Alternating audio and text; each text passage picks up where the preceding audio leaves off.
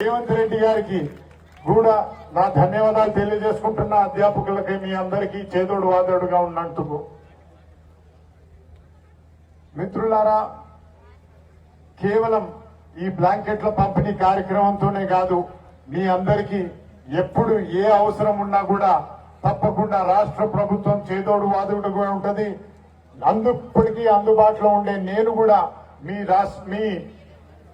స్కూళ్ళకు కానీ ఏదైనా ఉంటే ఇక్కడున్న యాజమాన్యాలకి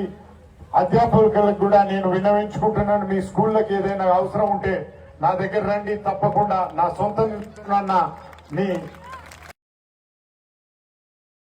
కేవలం ప్రభుత్వం తరపు నుంచే కాదు, మా సొంత నిధులతోని ఇక్కడున్న నాయకుల సొంత నిధులతోని కూడా మీ అందరికీ చేరువయ్యేందుకు, మీ అందరి మనసులో ఎప్పటికీ నిలిచేందుకు మన రాష్ట్రంలో నాగార్జున సాగర్ నియోజకవర్గంలోని మన స్టూడెంట్సే కాకుండా అధ్యాపకులే కాకుండా ప్రజలు అభివృద్ధి సంక్షేమంలో నంబర్ 1 గా నాగార్జున సాగర్ నియోజకవర్గాన్ని వచ్చే 4 ఏళ్లలో నిలబెడతానని మీ అందరికీ